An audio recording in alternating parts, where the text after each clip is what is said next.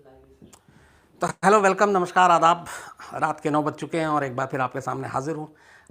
कल के लिए माफ़ी चाहता हूँ, कल मैं आ नहीं पाया 9 बजे। हालांकि वादे के मुताबिक मुझे आना चाहिए था, लेकिन कल कुछ और भी शूट था। इसके अलावा एक केबीसी का भी शूट था, तो वो करीब रात 12:30 बजे तक चलता रहा, शाम 6 से। तो 6 घंटे तक मैं उस शूट में ही बिज़ी था और बहुत सारे लोगों के मेल भी आए इस सिलसिले में। तो कुछ ने कहा कि अब आप लाइटली लेते हैं 9 बजे को। ऐसा बिल्कुल नहीं है, ना मेरी ऐसा कोई नीयत है, ना इरादा है। काम कई बार ऐसा होता है कि मजबूरी होती है, तो इस वजह कर नहीं आ पाया। बट कोशिश करूँगा कि ये सिलसिला यूँ ही चलता रहे और मैं वक्त पे आपके सामने आऊँ, कहानियाँ सुनाऊँ। आज की जो कहानी है, बहुत दिनों से मतलब मैं इसको टाल रहा था। जब नटवर लाल सुनाई उसके बाद से ही था कि इस कहानी को भी सुनाना चाहिए। और इसकी वजह ये भी है कि इस कहानी से मैं बड़ा तब चूँकि मैं ज़्यादातर जो कहानियाँ सुनाता हूँ आपको, उसमें से कुछ को छोड़ दूँ तो मैंने उसको कवर किया है, या उसमें मतलब मैं उस रिपोर्टिंग का हिस्सा रहा हूँ। तो इसमें भी यही है। इसके लिए मैं बाकायदा काठमांडू गया था, नेपाल गया, मैंने बहुत वहाँ 1 हफ़्ता रहा और पूरी कोर्ट की प्रोसीडिंग में शामिल लिया। और वहीं पहली बार मुझे चार्ल्स शोबराज से मिलने का मौका मिला। तो आज की जो कहानी है वो चार्ल्स शोबराज की ही है। अगर नटवर लाल को हिंदुस्तान का सबसे बड़ा ठग कहते हैं, तो मुझे लगता है कि शोबराज के बारे में ये कहा जाता है, चार्ल्स गुरमुख शोबराज पूरा नाम है ये, कि उससे ज़हीन, उससे ब्रिलियंट, उससे ज़्यादा दिमाग वाला कोई क्रिमिनल नहीं हुआ।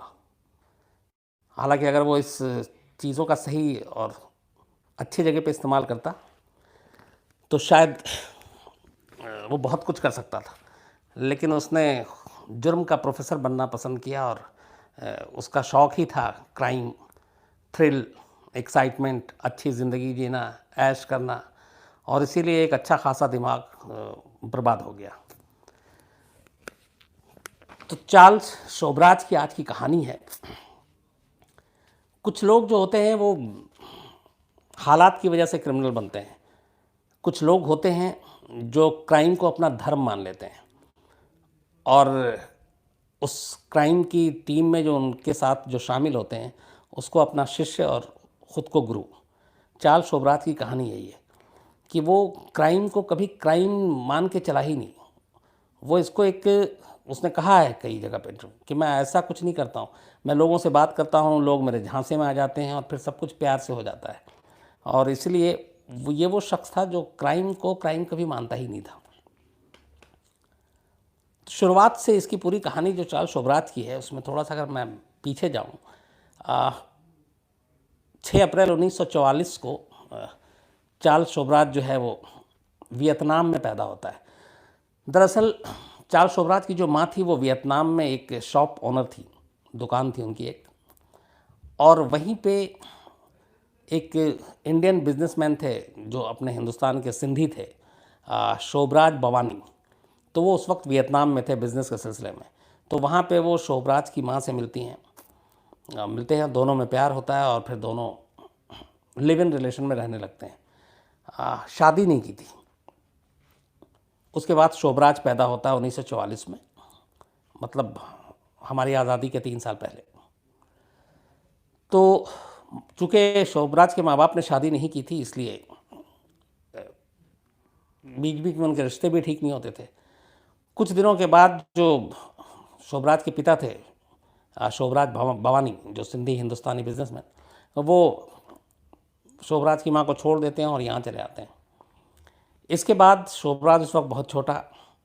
तो शोबराज की जो माँ थी वियतनाम की, वो एक फ्रेंच आर्मी लेफ्टिनेंट थे जो उस वक्त वहीं बॉर्डर पे पोस्टेड थे।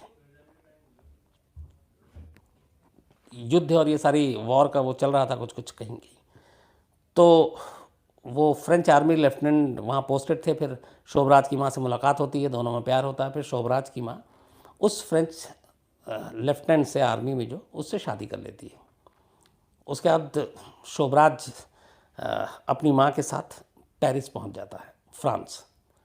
और इस तरीके से फिर उसको फ्रेंच की नागरिकता भी मिल जाती है और वो फ्रेंच हो जाता है।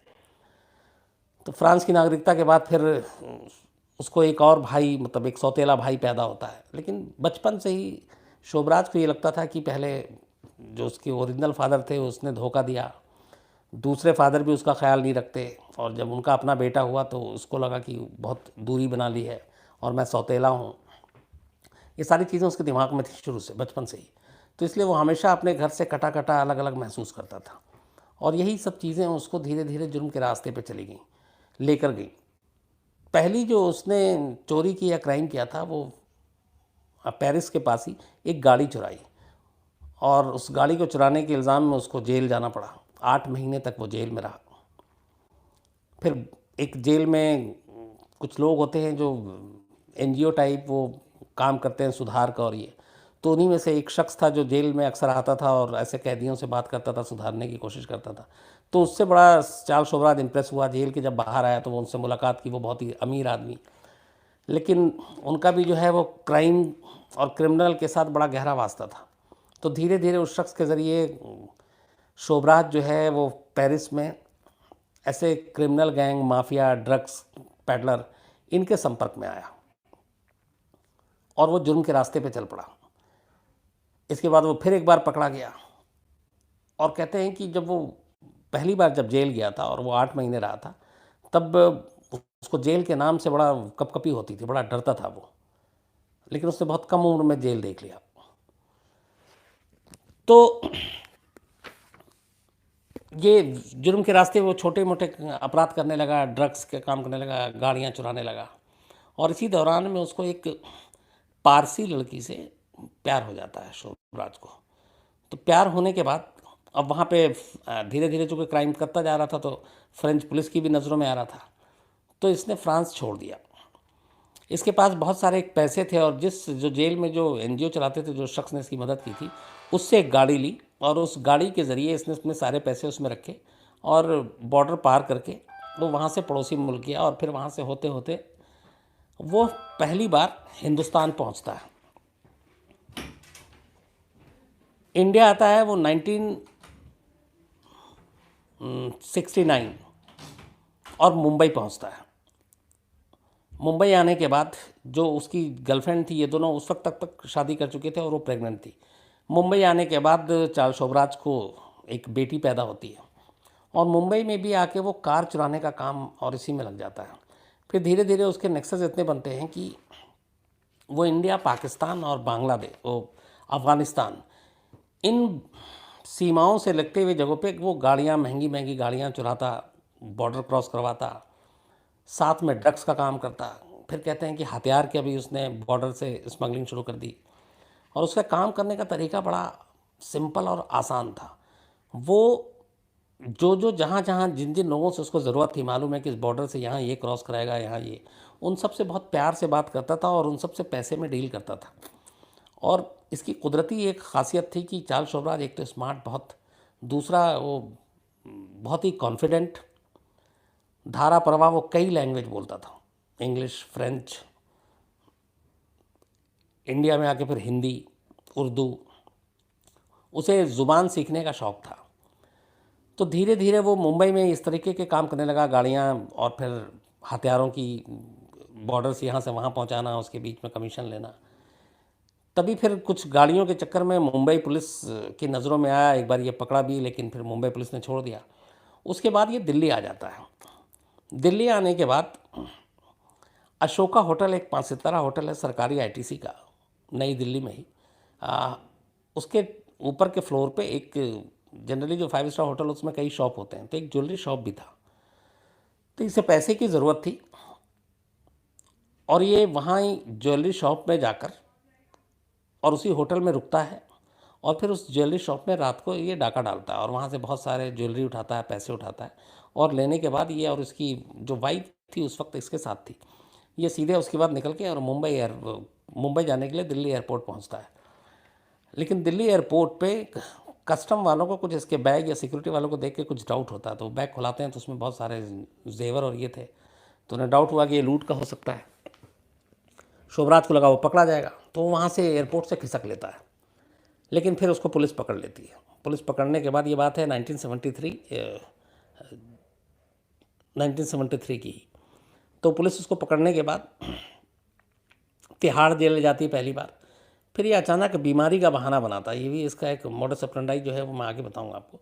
तो बीमारी का जब बहाना बनाता है तो इसको हॉस्पिटल ले जाया जाता है और ये हॉस्पिटल में चकमा देकर वहाँ से भाग जाता है। वहाँ से भागने के बाद ये सीधे काबुल पहुँचता है। अपनी वाइफ को इसने यहीं दिल्ली में छोड़ा हुआ था, फिर वो साथ में काबुल पहुँचता है। काबुल जाने के बाद भी ये यही सारी चीज़ें हैं, और इस दौरान में इसने, चूँकि इसको फ्रेंच और बाकी चीज़ें आती थी, तो ये इसके जो शिकार होते थे वो विदेशी पर्यटक होते थे, फॉरेन टूरिस्ट जितने भी, क्योंकि उनके साथ बहुत आसानी से घुल मिल जाता था अपने लैंग्वेज की वजह से, नेशनलिटी की वजह से, फ्रेंच की वजह से। तो ऐसे लोगों को ही ये टारगेट करता था जो विदेशी हों, सैलानी हों, हिप्पी हों, जो ड्रग्स में जिनका इंटरेस्ट हो, तो लोगों को ये ड्रग्स मुहैया कराता था और फिर उनको वो नशीली दवाएं देकर या पॉइज़न देकर लूट लेता था और फिर भाग जाता था, उनके पासपोर्ट भी ले लेता था। तो ये सारी चीज़ें खैर आगे काबुल के बाद, फिर काबुल से भी ये भागता है, वहाँ पे भी ऐसे कई क्राइम होते हैं, फिर इसको काबुल पुलिस पकड़ती है लेकिन वो वहाँ से निकलता है। फिर उसके बाद ये जो बैंकॉक है वहाँ पहुँचता, थाईलैंड पटाया बीच। वहाँ जाने के बाद इसके साथ 2-3 लोग होते हैं और एक लड़की होती है, इनके साथ मिलकर एक गैंग बनाता है और ये कोशिश करता है उन सारे वही सैलानियों को ड्रग्स के नाम पे ठगने का, उनको लूटने का। तो पहली बार अब तक ये इसने जो छोटे मोटे सारे काम किए थे, अब पहली बार जब ये चार्ल्स शोबराज जो सुर्खियों में आता है वो वहीं से आता है जब 1974-75 थाईलैंड में ये विदेशी पर्यटकों को एक एक कर निशाना बनाता है और उनको ड्रग्स देकर या उनका गला घोट कर या फिर उन्हें जलाकर, क्योंकि पटाया बीच और उसके आसपास में अचानक 75 के आसपास बहुत सारी लड़कियों की और कुछ लड़कों की भी डेड बॉडी मिलती है। लेकिन जो पहली डेड बॉडी मिली थी वो वहाँ एक तालाब में मिली थी और उस तालाब में जो बॉडी मिली थी जिस लड़की की, उसकी बिकनी पे फूल बना हुआ था, फ्लावर। तो पुलिस उसको पहले तो ये समझती है कि ये डूब के मरी, एक्सीडेंट का केस है, लेकिन जब पोस्टमार्टम रिपोर्ट आता है तो पता चलता है कि इसका गला घोटा गया था। अभी पुलिस इस केस को सॉल्व ही नहीं कर पाई थी कि अचानक एक दूसरी बॉडी एक दूसरी जगह पे तालाब से मिलती है, तो उसके भी जिस्म पे जो है वो बिकनी है और वो भी बिकनी पे एक फूल का निशान। तो ये जब 2 चीज़ें मिलती हैं तो उसके बाद अचानक फिर वहाँ मीडिया में खबरें आती हैं और इसको केस चूँकि सॉल्व हुआ नहीं तो बिकनी किलर इसका नाम दे दिया गया। तो शोबराज के साथ जो बिकनी किलर का नाम जुड़ा वो थाईलैंड से जुड़ा और 2 लाशें जो मिली थी लड़कियों की, उनकी जिस्म पे जो बिकनी था उसके ऊपर फ्लावर था और उसी से इसको रिलेट किया गया और बिकनी किलर चार्ल्स शोबराज का एक नाम पड़ा। हालांकि चार्ल्स शोबराज के बिकनी किलर के अलावा जो नाम है मैं आपको बताता हूँ किस किस नाम से वो कुख्यात है। कैसानोवा, माफिया, चोर, जालसाज, ठग, लुटेरा, तस्कर, हिप्पी, हत्यारा, बिकनी किलर और हत्यारा सांप। हत्यारा सांप भी इसका नाम पड़ा था। तो कहते हैं कि 73 से 75 के दौरान चार्ल्स शोबराज ने थाईलैंड में 12 से 24 कत्ल किए और सारे टूरिस्टों के जो पर्यटक थे। और इस मामले में वहाँ 1-2 बार ये पकड़ा गया, पुलिस ने पूछताछ की लेकिन कोई प्रूफ नहीं मिला और ये उनको गोली देकर निकल गया। उसके बाद फिर वो वहाँ से 75 के आसपास ये नेपाल पहुँचता है। नेपाल में एक कनाडा की महिला पर्यटक और एक अमेरिकन सिटीज़न था, उन दोनों का भी कत्ल होता है और कहते हैं कि ये कत्ल चार्ल्स शोबराज ने किया था। फिर वो काठमांडू से ही भाग जाता है। काठमांडू से भागने के बाद वो फिर इंडिया आता है और 1976 के शुरू में वो वापस इंडिया आता है। इंडिया में वो गोवा जाता है, मुंबई में होता है, दिल्ली में होता है और इस दौरान वो कई ऐसे जो विदेशी पर्यटक हैं उनको अपना टारगेट करता रहता है, कभी उनको लूट लेता है। और एक चीज़ ये भी कहते हैं कि जिनको ये ड्रग्स देता था बेहोश करने के लिए, तो ये ड्रग्स देने के मामले में शोबराज इकलौती इसकी कमज़ोरी थी, ये एकदम परफेक्ट था अपने क्राइम के मामले में। बस एक मामले में इसको अनाड़ी माना जाता था और वो ये कि ड्रग्स का डोज कितना देना है, इस मामले में अनाड़ी था शोबराज। यही वजह है कि बहुत सारे लोगों की मौत ड्रग्स के ओवरडोज से हो गई जो इसने उनको दे दिया। तो इसने गोवा में भी कुछ ऐसे केस किए। दिल्ली में फ्रेंच स्टूडेंट का एक दस्ता आया हुआ था उस दौरान। तो चूंकि ये फ्रेंच धारा प्रवाह बोलता है, फ्रेंच सिटीज़न, तो ऐसे लोगों की नज़र होती थी, तो उनके साथ भी ये घुल मिल गया और उनमें से 3 स्टूडेंट को भी इसने ये ड्रग्स का ओवरडोज दिया। वो एक तरह से पॉइजन था, लेकिन उनकी जान बच गई और उन्होंने बाद में पुलिस में कंप्लेंट की और इत्तेफाक से जब कंप्लेंट की तब वो दिल्ली में था शोभराज, और 1976 जुलाई में इसी 3 मामलों में उसको अरेस्ट किया गया। इसके अलावा इसके ऊपर था कि गोवा में भी इसने ड्रग्स की वजह से कुछ एक की मौत हो गई थी टूरिस्ट की, तो मामला भी था। तो 1976 में जब 73 में ये दिल्ली से भागा था, उसका 1976 में 3 साल के बाद ये दोबारा पकड़ा जाता है।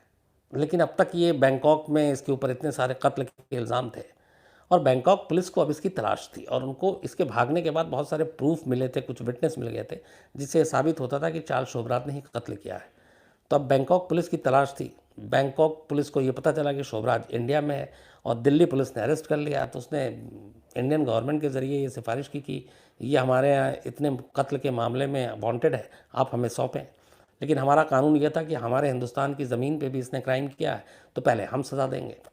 इसके बाद मुकदमा चला और हालांकि उसमें यह था कि इसको लंबी सज़ा होगी, लेकिन सिर्फ 12 साल की सज़ा हुई चार्ल्स शोभराज को इस जहर खुरानी पॉइजन देने में। और वो जो मर्डर का मामला था उसमें पूरी तरह से पुख्ता सबूत सामने आ नहीं पाया, तो इसलिए 12 साल की इसको सज़ा हुई 1976 में। तो कायदे से इसको 88 में बाहर आ जाना था चार्ल्स शोभराज को 12 साल के बाद। और ये पहली बार इतना लंबा जेल में रहा, वरना चार्ल्स शोभराज कभी जेल में नहीं। इससे पहले वो 5 मुल्क के अलग अलग जेल से भाग चुका था और दिल्ली में ऑलरेडी, हालांकि पहली बार 1973 में ये तिहाड़ से नहीं भागा लेकिन हॉस्पिटल से भागा, पर भाग चुका था। तो पहली बार अब ये 12 साल की सज़ा हुई और चार्ल्स शोभराज तिहाड़ जेल में दिल्ली में रहा। अब यहाँ 2 कहानी एक साथ चल रही थी। जब ये तिहाड़ जेल में रहा तो बिल्कुल चार्ल्स शोभराज एकदम बदला हुआ। एक तो वो अपनी बातों से किसी को भी लुभा लेता था, हैंडसम, बहुत कई ज़ुबान जानने वाला, कॉन्फिडेंस लेवल बहुत हाई। तो तिहाड़ में जब ये आया तो किसी को एहसास ही नहीं था कि तिहाड़ में 12 साल की सज़ा काटने के लिए शोभराज तैयार कैसे हो गया, ये भागने की फ़िराक में क्यों नहीं है। शुरू में तिहाड़ जेल को ये था कि ये इसके ऊपर ज़्यादा निगरानी रखो, ये भाग सकता है, लेकिन वो बड़ा नॉर्मल, उसने तिहाड़ जेल में अपनी ज़िंदगी गुजारी 10 साल। और इस दौरान वो सबसे घुल मिल गया, जेल के तमाम स्टाफ से, और वो अच्छी अच्छी बातें करने लगा। उसने ये भी कहा ये क्राइम की दुनिया बेकार है, ये सारी चीज़ें कह के असल में वो सारे लोगों का भरोसा जो है वो हासिल करना चाहता था और उसका काम ही यही था कि वो भरोसा हासिल करता था। जैसे उसके बारे में ये कहते हैं कि वो पहले ट्रस्ट हासिल करता था और उसके बाद उन्हीं को धोखा देता था, और ट्रस्ट हासिल करने के लिए वो बहुत सारे पैतरे आजमाता था। जैसे फ्रांस में ही जब वो था तो कहते हैं कि एक बार 2 लोगों के जो वहाँ पे घूमने आए थे, बाहर के थे, उनके पासपोर्ट इसने चुरा लिए और पासपोर्ट चुराने के बाद फिर उन दोनों के पास ही गया और उसने कहा कि आपका क्या हुआ। तो उसने बोला पासपोर्ट चोरी हुआ। तो उसने कहा चलिए ढूंढने में मदद करते हैं, और फिर उनका पासपोर्ट उसने ढूंढवाने में मदद किया क्योंकि वो पासपोर्ट उसने ही चुराया था। तो जब वो पासपोर्ट दिला दिया तो उनको लगा कि ये तो बहुत अच्छा आदमी, और बाद में उन्हीं को वो लूट के निकल गया। इसी तरह दिल्ली में उसने एक बार ये किया था कि 2 फ्रेंच स्टूडेंट को ये पॉइज़न दे दिया था ड्रग्स के तौर पर, और वो जब बीमार पड़े तो वो उनको लूटा नहीं, बल्कि वो उनको लेकर हॉस्पिटल पहुंच गया, और हॉस्पिटल पहुंचने के बाद फिर वहाँ पे इलाज हुआ, वो ठीक हो गए। अब वो जो दोनों थे वो बिल्कुल, उन्होंने कहा कि इससे अच्छा आदमी तो कोई हो नहीं सकता, इसने हमारी मदद की, हॉस्पिटल तक लाया, ठीक किया, और उसके बाद में फिर उनको लूटा, क्योंकि उस वक्त उनके पास उतना कुछ नहीं था। उसे मालूम था कि बाकी चीज़ें कहीं और रखी हुई हैं, तो पहले उसने भरोसा जीता और फिर बाद में लूटा। तो ये उसका तरीका था। तिहाड़ जेल में उसने सेम यही तरीका अपनाना शुरू किया। जितने कैदी थे सबके साथ घुलता मिलता गया, जितने जेल के स्टाफ थे उनके साथ घुलता मिलता गया। अब असल में इसकी जो पूरी प्लानिंग थी वो ये थी कि किसी तरह से हिंदुस्तान में 20 साल काटना था उसको। 1976 में पकड़ा गया था, 12 साल की सज़ा हुई, उस हिसाब से इसको 1988 में निकल जाना था। ऐसा होता तो उसके बाद इंडियन गवर्नमेंट का ये था कि चूँकि थाईलैंड गवर्नमेंट ने हमसे गुजारिश की थी कि इसने वहाँ पे बहुत सारे मर्डर किए हैं तो हमें सौंप दिया जाए, तो हमने ये कहा था कि एक बार इसकी सज़ा ये पूरी हो जाए फिर हम आपको सौंप देंगे, क्योंकि और किसी कंट्री ने मांगा नहीं था इसको। तो हमें इसकी रिहाई के बाद इसे फ़ौरन सौंप देना था। और बैंकॉक पुलिस को सौंपने का मतलब था कि थाईलैंड कानून के हिसाब से इतने सारे मर्डर के लिए इसे सीधे सीधे डेथ पेनल्टी यानी मौत की सज़ा होनी थी, और वहाँ पे जाते ही इसको मौत की सज़ा मिलनी तय थी। लेकिन बैंकॉक या थाईलैंड में एक कानून है कि जो एक क्राइम होता है, उस क्राइम के लिए अगर 20 साल तक जो उनका वारंट होता है वो वैलिड होता है। 20 साल तक उस पर तामील नहीं हुआ, 20 साल तक वो मुकदमा ख़त्म नहीं हुआ, 20 साल तक वो गिरफ्तार नहीं हुआ, 20 साल तक उसके सज़ा का ऐलान नहीं हुआ, तो फिर वो केस अपने आप रद्द ख़त्म माना जाता है। मुझे नहीं मालूम और किस किस कंट्री में ऐसा है, लेकिन ये है कि जो उनका वारंट है वो 20 साल की उसकी मियाद थी। तो 20 साल से अगर वो पहले उनके हाथ आ जाता तो उसे सीधे मौत होती, और 20 साल के बाद वो आज़ाद था, फिर थाईलैंड का कानून उसका कुछ नहीं कर सकता था। तो शोभराज के दिमाग में ये सब कुछ चल रहा था, ये किसी ने सोचा भी नहीं।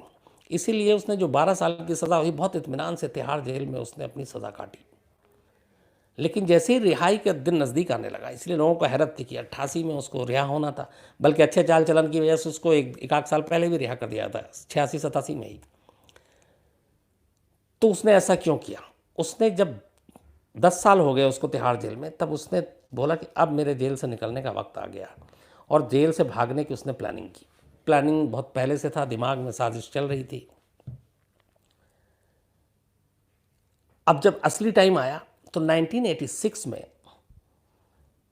एक दिन इसने पहले तो धीरे धीरे जो जितनी नशीली दवाएं, बेहोशी की दवा, नींद की गोलियां, ये तिहाड़ जेल में मंगा लिया। अच्छा, कहते हैं कि तिहाड़ जेल में चार्ल्स शोभराज बहुत ही शाही तरीके से ज़िंदगी जीता था, सब पैसे की वजह से। उसके पास पैसे थे बहुत इधर, तो वो दावत करना, पैसे देना, जो मन में आए वो तिहाड़ में खाना, इवन उसके पास सारी सुविधाएं, मतलब एक जेल में जो नहीं होनी चाहिए वो थी, पैसे के बदौलत।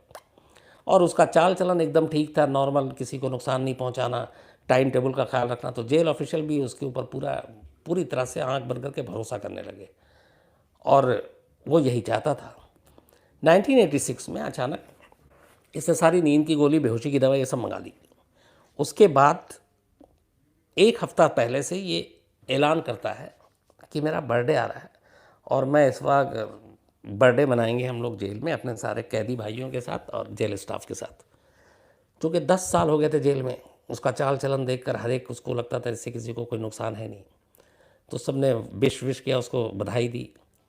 उसके बाद 1986 का वो दिन आता है, ये केक मंगाता है, मिठाई मंगाता है, बाकायदा जेल के जो ऑफिशियल हैं, जो लोग थे वहाँ पे, वही इसको ला कर देते हैं। तब इतना कुछ मीडिया, कैमरा, सीसीटीवी, ये सारी चीज़ें तो थी नहीं, तो सारी चीज़ें आ गई। उसके बाद उसने केक और मिठाई में, उसमें कहते हैं लड्डू भी था, जलेबी भी, अंगूर भी थे जो फल में, उन सब में वो बेहोशी की दवा मिलाता है। बेहोशी की दवा मिलाने के बाद ये रात को केक काटने का वो होता है। उसके बाद 4 कैदियों से उसकी और दोस्ती हो चुकी थी उस दौरान में तिहाड़ जेल के अंदर, पर उनसे वो कोई शेयर नहीं करता तब तक। जिस रात इसको जेल से तिहाड़ से भागना था, उस रात पहली बार वो जब सारी केक में, मिठाई में, सब में वो बेहोशी की दवा मिला चुका, तब उन 4 को सिर्फ बताता है कि तुम इनमें से कुछ मत खाना,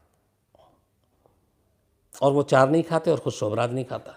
उसके बाद ये अपने हाथ से एक एक कैदी को, जो भी इसके बैरक के आसपास थे, एक एक स्टाफ को जेल के, जो उसके बैरक से लेके मेन गेट तक थे, अपने हाथ से खिलाता है, ये तय करने के लिए कि हर एक खा चुका हो। सबको खिलाने के बाद थोड़ी देर में दवा अपना असर करती है और सब बेहोश। इसके बाद बिल्कुल फिल्मी स्टाइल में शोभराज और उसके 4 लोग बैरक से बाहर आते हैं, टहलते हुए, एक एक को देखते हुए, कोई जल्दबाजी नहीं। मेन सदर दरवाजे पे आते हैं तिहाड़ जेल के, वहाँ पे भी बेहोश पड़ा हुआ है गार्ड, चाबी लेते हैं उससे, तिहाड़ जेल का गेट खोलते हैं। गेट खोलने के बाद बाहर आते हैं, बाहर आकर बाकायदा कहते हैं कि फ़ोटो खींचता, कैमरा था तिहाड़ जेल के बाहर, एकदम सन्नाटा, अंधेरा, और यहाँ से लेके वहाँ तक हर तरफ लोग बेहोश, बाकायदा फ़ोटो खिंचाता है। उसके बाद ये अलग और इसके 4 वो जो साथी जेल के थे वो अलग, और ये तिहाड़ से निकल जाते हैं। कुछ देर बीतता है, धीरे धीरे लोगों को होश आता है तिहाड़ जेल में, तब पता चलता है कि शोभराज तो फुर। अब हंगामा मचता है, जेल ऑफिशियल पे घास गिरती है। अब शोभराज कैदी से भागा था तो उसको भाग जाना चाहिए था, छुप जाना चाहिए था, लेकिन वो कुछ नहीं, आराम से दिल्ली से वो गोवा पहुंचता है। गोवा में बीच पे घूमता है, कैसीनो में जाता है। अच्छा, वो भेष बदलने में भी माहिर था, नाम बदलने में भी माहिर था, लेकिन गोवा में वो ना भेष बदलता है ना नाम बदलता है।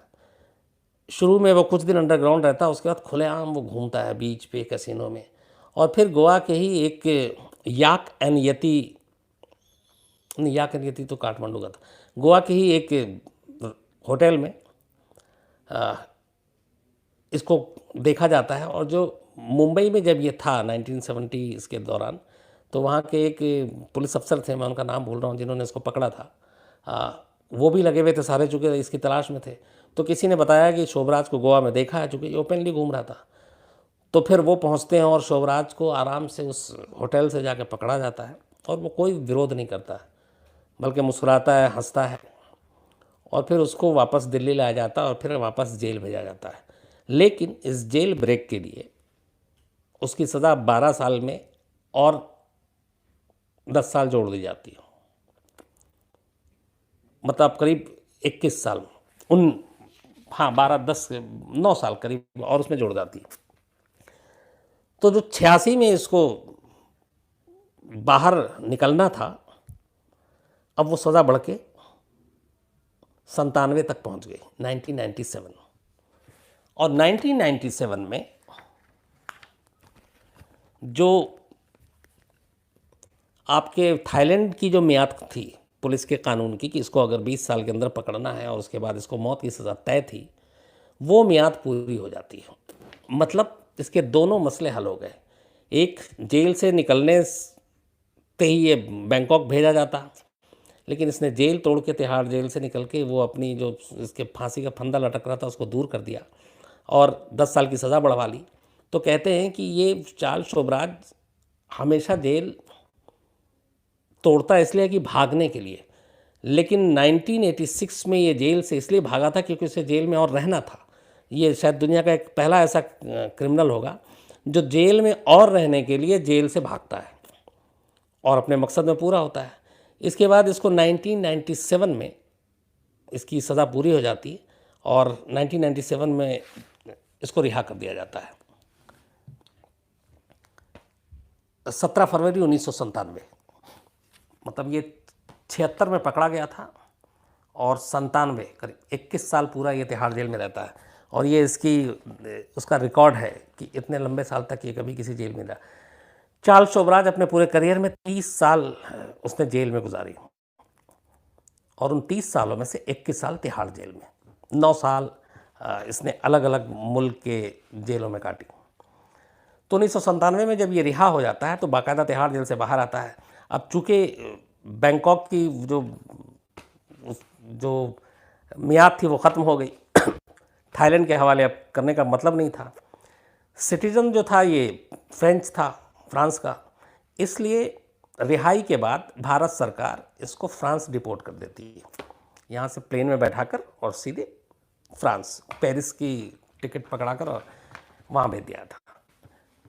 तो 1997 से 2003 तक, अब करीब 6 साल तक ये फ्रांस में रहता है। और तब तक चार्ल्स शोभराज का नाम इतना मशहूर हो चुका था कि पूरे फ्रांस में जब ये पहुंचता है तो इसके एक हीरो की तरह वहाँ लोग स्वागत करते थे। जब जाता था तो लोग फ़ोटो खिंचाते थे।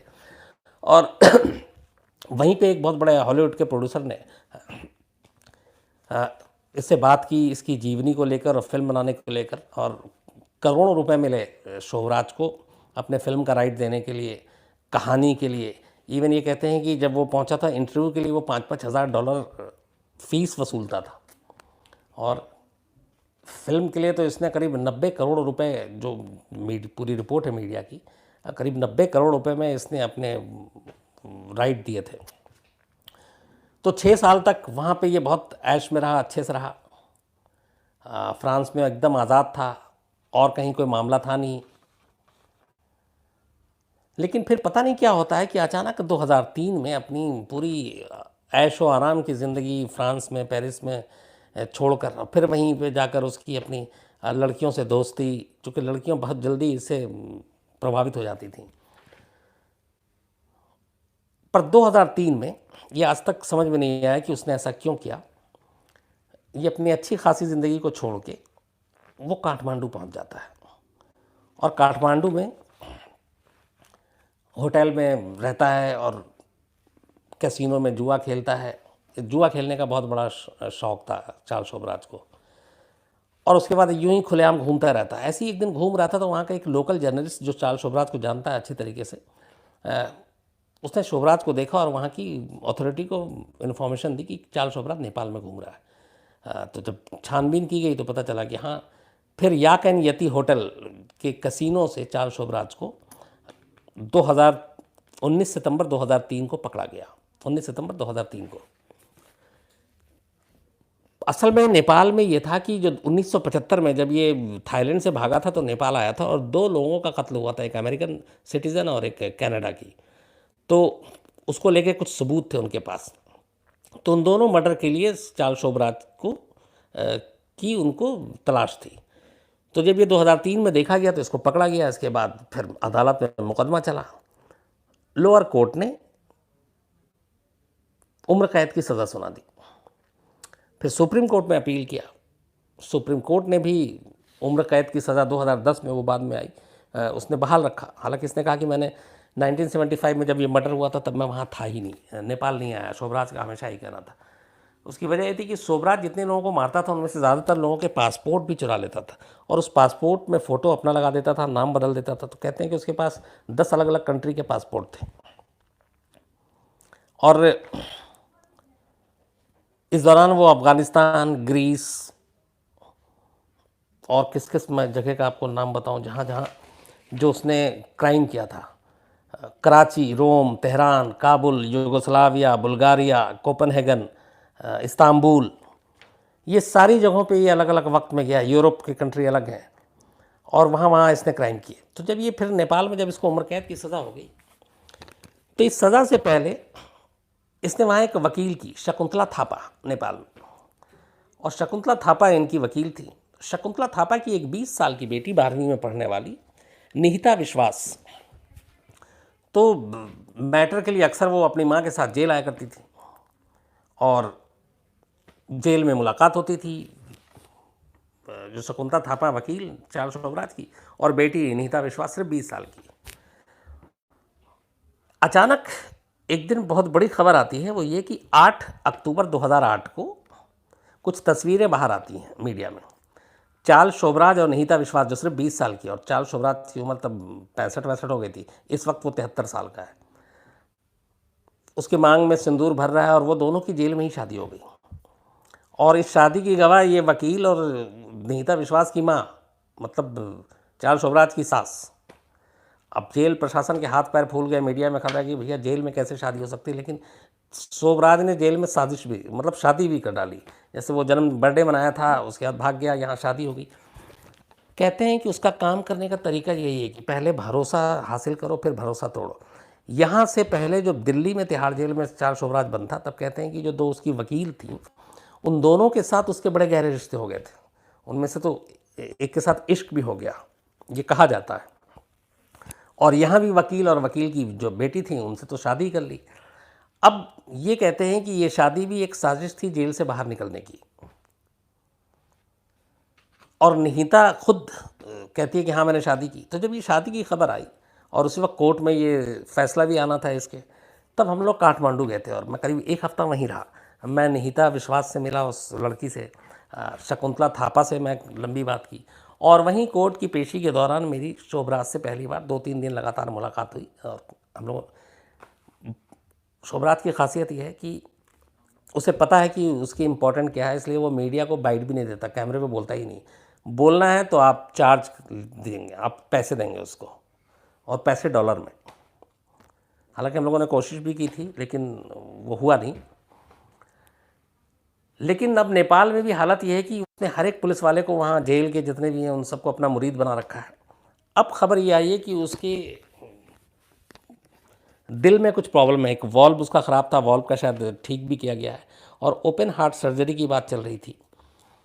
तो काठमांडू या नेपाल में एक हार्ट का अच्छा डॉक्टर या हॉस्पिटल उतना नहीं है, तो इसने आपका एप्लीकेशन दी अभी हाल ही में चार्ल्स शोबराज ने कि मेरा हार्ट की जो सर्जरी है वो मेरे अपने देश पेरिस में कराया जाए, क्योंकि वहाँ ज़्यादा बेहतर सुविधा है, और वहाँ मेरे अच्छे होने के एक मतलब अगर यहाँ पे 1% है तो वहाँ 5% चांस है।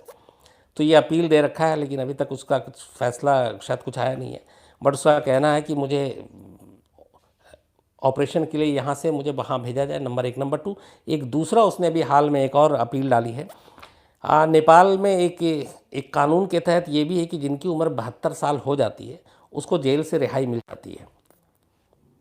तो उसने इस रूल का भी हवाला दिया है, क्योंकि अब वो 73 का हो गया कि मैं अब 72 प्लस हूँ, तो मुझे इस कानून का भी फ़ायदा मिलना चाहिए और मुझे यहाँ से आज़ादी मिलनी चाहिए। तो ये अभी उसका एक अपील दी है, लेकिन इस पर अभी फैसला आया नहीं है। तो कुल मिला के अब ये है कि इस वक्त चार्ल्स शोबराज काठमांडू के पास एक जगह है, वहाँ की जो सबसे बड़ी जेल है सेंट्रल जेल, वहाँ पे बंद है। उम्र कैद की सज़ा हुई है 2 फॉरेन टूरिस्ट को मारने के लिए, और सुप्रीम कोर्ट ने भी उस फैसले पे मुहर लगा रखी है। अब 73 साल की उसकी उम्र हो चुकी है। चार्ल्स शोबराज के ऊपर हॉलीवुड, बॉलीवुड, इन सब जगह मिला के 3 फिल्में बन चुकी हैं बड़े बजट की। अपने यहाँ मैं और चार्ल्स ऐसे करके एक फिल्म थी शायद रणदीप हुड्डा जिसमें हीरो थे। 4 उसकी बुक्स बड़े पैमाने पर रिलीज़ हो चुकी है, आई है, जिसमें उसने अपनी पूरी कहानी सुनाई है। डॉक्यूमेंट्री पता नहीं कितनी सारी बनी है। कहते हैं कि ये चुनिंदा क्रिमिनल्स में से एक है दुनिया के जिसको इतना स्टारडम मिला और जिसकी इतनी पब्लिसिटी हुई। और उसकी एक वजह ये भी है कि ये क्राइम करता था, इवन कत्ल भी इसके ऊपर है कि करीब इसने, हालांकि जो जिन्होंने इसकी बायोग्राफी लिखी है, जिस एक जर्नलिस्ट ने, उनका दावा है कि इसने 12 मर्डर किए हैं, जबकि कहते हैं कि इसने करीब 24 मर्डर किए हैं। तो वो इसलिए है कि एक तो ये जो आम क्रिमिनल है, हालांकि सीरियल किलर है, लेकिन ये कभी सीरियल किलर की तरह लगा नहीं, कभी सीरियल किलर की तरह बात नहीं करता था। बहुत ही सोफिस्टिकेटेड, हर लैंग्वेज में बात करना, कॉन्फिडेंट, इसके अलावा हमेशा अपने आप को एक अच्छे घर का पेश करना, और सबसे बड़ी बात एक सम्मोहन शक्ति थी। ये किसी के साथ भी होता था फ़ौरन उसको अपने वश में कर लेता था, सिर्फ अपनी पूरी बॉडी लैंग्वेज, बातचीत से। और यही वजह है कि वो कहता था कि मैं कभी किसी के साथ कुछ नहीं करता हूँ, बस हो जाता है, जैसे नटवर लाल का ये लाइन हुआ करता था। तो इस वजह से लोग अब सबसे पहले वो भरोसा हासिल करता था और फिर उसी भरोसे का खून करता था। लेकिन इसके अंदर जो कला थी, अगर इसका सही इस्तेमाल होता तो पता नहीं फिर चार्ल्स शोबराज मतलब क्या होता। कम से कम जुर्म की दुनिया का प्रोफेसर नहीं होता ये, बल्कि अगर उलट दूँ इसको कि ये क्राइम की दुनिया से हट के क्राइम के अगेंस्ट लड़ने वाली किसी ऑर्गेनाइजेशन, पुलिस, ऐसी जगहों पे होता, तो सोचिए कि कितना बड़ा काम करता ये। लेकिन अफसोस ऐसा है नहीं। लेकिन ये है कि अभी अब 73 साल उम्र है, उसमें से 30 साल, मैंने गलत आपसे कहा था, करीब टोटल 35 साल इसने जेल में काटा अपनी ज़िंदगी में। तो 73 में से 35 साल जेल में काटा है और बाकी बचे 38 साल ये आज़ाद रहा है। और ये है पूरी चार्ल्स शोबराज की कहानी। अब ये देखिए, क्योंकि अभी भी भरोसा नहीं होता है कि कौन सा वो चाल चले, क्योंकि उसने 2008 में शादी जो की है वो भी एक रिहाई के लिए है। उसके दिमाग में इस वक्त भी क्या चल रहा है, 73 साल में भी क्या उसके बाद वो काठमांडू की जेल को ब्रेक करेगा तो कब